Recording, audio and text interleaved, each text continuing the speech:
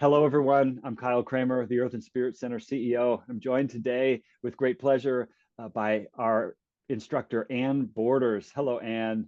Hi, Kyle. Good to see you on this snowy day that we're recording. Um, Absolutely. Good to see you. yeah, well, you have been associated with the Earth and Spirit Center for a long time, since 2014, I think, or so, when you began taking classes from our founder, Father Joe. But you have a very strong background in yoga. So I wonder if, for those who don't know you and your work, you can just say in a sentence or two what your experience with yoga has been, because we're going to talk about a new course you're teaching called Yoga Foundations, Mindfulness and Movement. So, Anne, how did you come to love and practice and subsequently teach yoga? Well, Kyle, it was the late 90s and spandex So had everything goes, everything invented. goes. So it was just, sweatshirts and so forth in a hot room and moving my body. And I just noticed something started to happen. I just thought, I keep coming to this thing.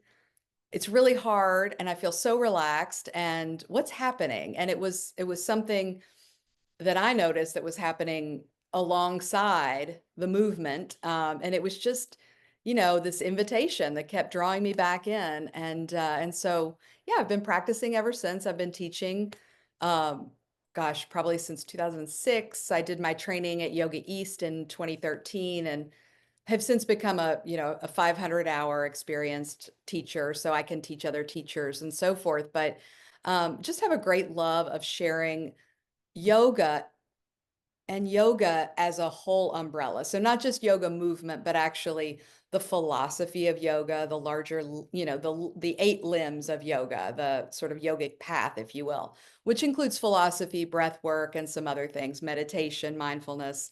Um, so I love sharing it and I'm excited to share it, at the Earth and Spirit Center, which I love so much.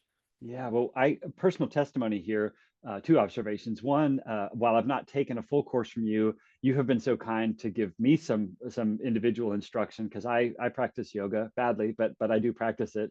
And you are such a gentle, kind, and insightful teacher. You've been very helpful.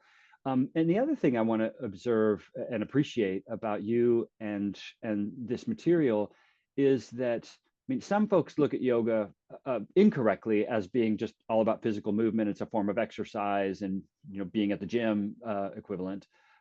And on the other end of the spectrum are those who feel like contemplative practice is almost completely disembodied and Mhm. disconnected from our physical bodies. And to my mind, and as I've experienced you as a teacher, yoga is the bridge that connects the realities of us living in a body, Yeah. and the fact that we are, at least in my opinion, also creatures of the infinite and have spiritual sensibilities, Yeah. and that those two aren't easily separable. So, Yeah. Yeah. okay, I mean, first, yeah, go ahead. no, Sorry. I was going to say, did I get that right? Exactly. Well, like Okay. bridge was the exact word I was thinking of when you said it. So I agree wholeheartedly. I feel as if, I adore mindfulness meditation. And but there are many days when I have to stick with awareness of the body, awareness of the breath. That's where I am on that day, and that very much aligns with yoga. It's your awareness of your body as a portal to get more centered. So, and for folks who, very understandably in the Western world, yoga pops up as a form of workout. And so unless you've been exposed to the eight limbs of yoga, or you have, some knowledge of the philosophy of yoga, it's very easily understandable that you might only think of it as, the yoga journal cover with people, stretching and moving and tying in knots. But actually, yoga, the eight limbs were developed to help us reach that inner peace, samadhi, enlightenment, you know, nirvana, whatever you want to call it. We want to move through our body and use it as a tool to find some peace. So we will move in this class. It is meant to be accessible. So I will point that out. You'll have an option. I know that might be one of the questions folks might ask, but there is the option to be on the floor or in a chair. There will be mats that can be borrowed and so forth. But yes, I mean, the goal here is to use our body, our breath, and our sensibilities to go to the quiet place and to see what movement might bring.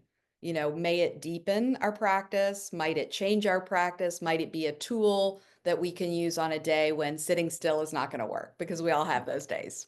So, Right.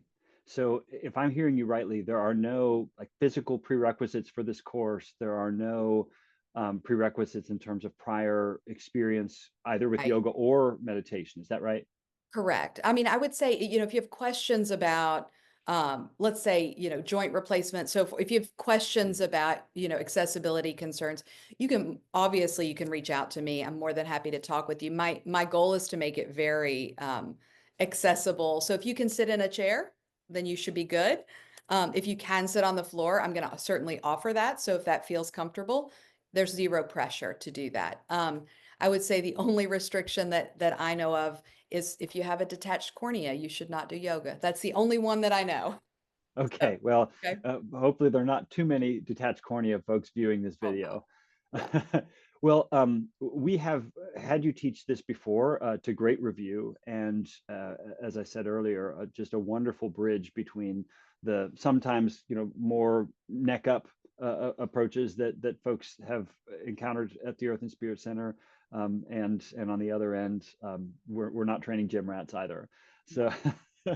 So this is a class starting soon, January 21st. It's a 5-week class that's going to run on Tuesday afternoons, 1 to 2:30.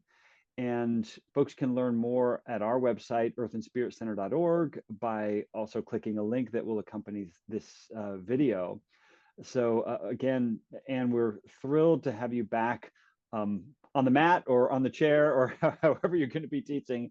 And is there anything that you want to leave with our viewers as a kind of a motivator to get them to potentially explore this course with you?